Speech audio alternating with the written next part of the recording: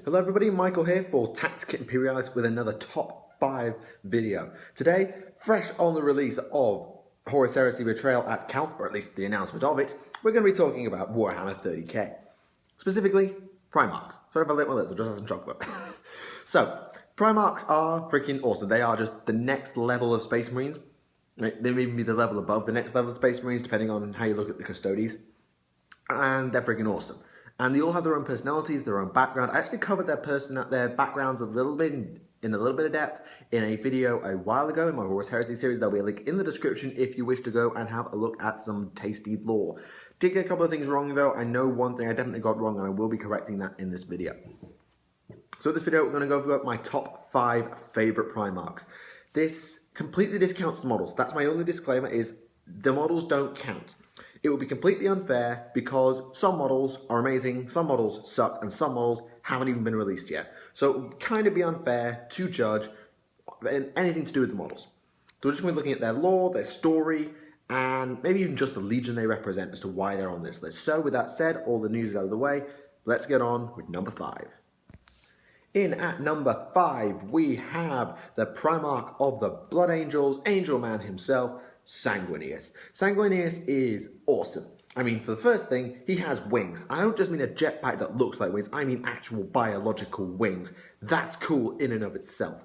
Second of all, well, okay, I'm going to have to get a little bit more somber here. His story is really tragic.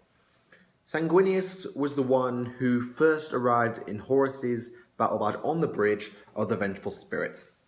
He was the first to fight Horus during the siege of the Imperial Palace, and he died to his best friend. Horus and Sanguinius were like that, and Horus killed him. It is said that Sanguinius made the chink in Horus's armor that allowed the Emperor to strike him down. Is this true? I don't know, but I would like to think it is.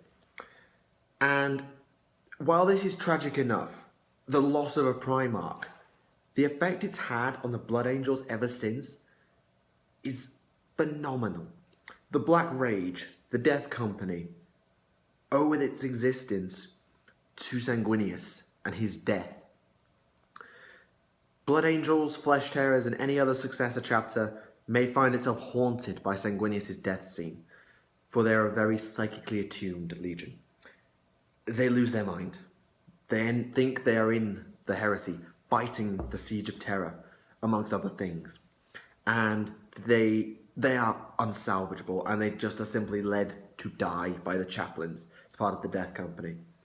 So not only do they lose their Primarch, they lose their own battle brothers in every battle to the Black Rage.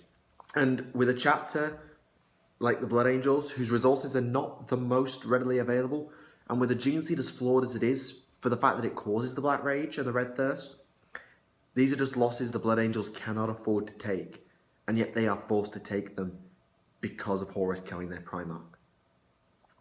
So that's Sanguinius. He's number 5. Let's move on to number 4.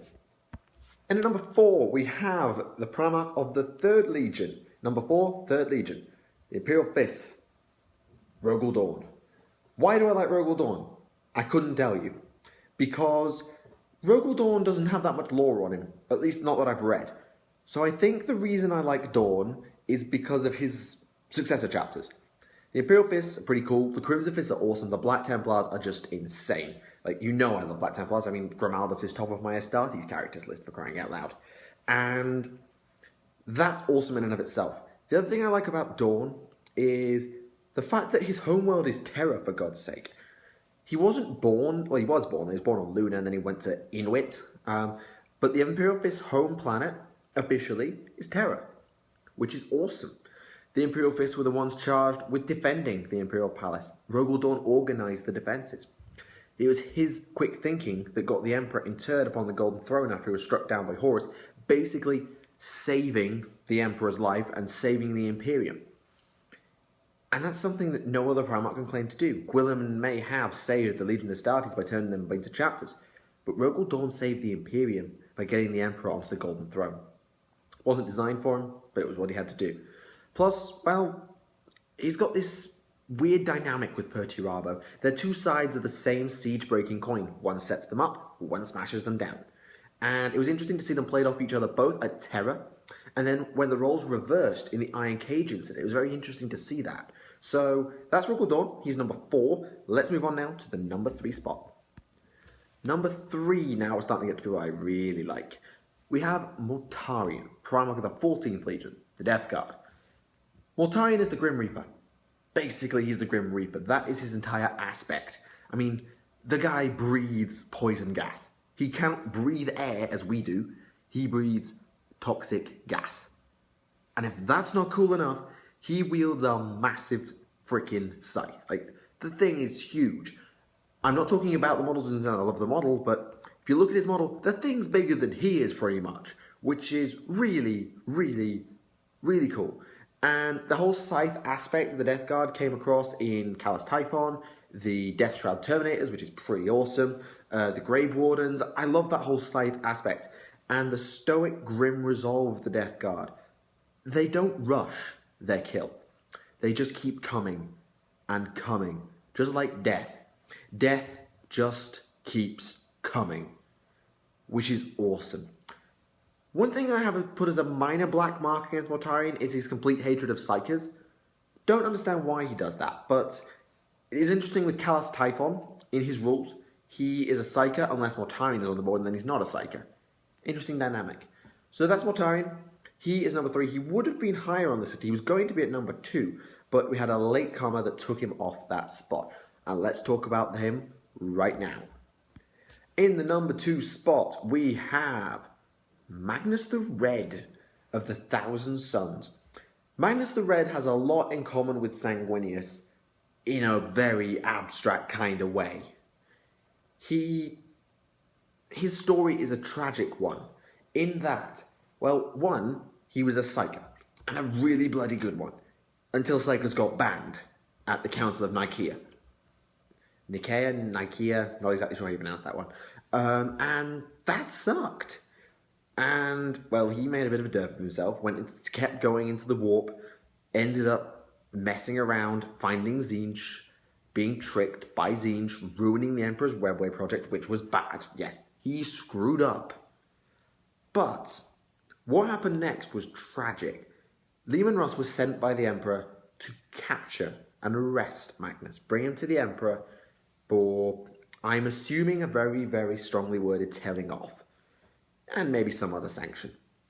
And then freaking Horus got in Russ's ear and told him the Emperor wanted him dead. Thus begun the scouring of Prospero, which Magnus barely escaped from with his life. As if that wasn't bad enough, down the line, the rubric of Ahriman were activated, and his legion were turned to naught but dust, automatons within their own armour. Which is really kind of terrible. And while I never really enjoyed Thousand Suns as much, I have found a new sympathy with Magnus the Red in a way that I probably wouldn't have done if I'd just carried on. I think the reason I like him so much probably is because of the way he's portrayed in the text-to-speech series, I'll be honest. He's awesome in that series. He's so well played, and when Magnus' model comes out, I might actually just buy him because I love Magnus. So that is Magnus the Red. He is number 2, but of course, there's one more spot to fill. Let's go and have a look at who it is. And coming in at the number 1 spot of my top 5 favourite Primarchs, we have Night Haunter, Konrad Curze. If you've watched me for long enough, you know I love Konrad Curze. His lightning claw aesthetic is something I can really get behind. His foresight, his impeccable foresight, which I find very interesting. I actually really badly misquoted Curze in the Primarch lore video that I talked about earlier.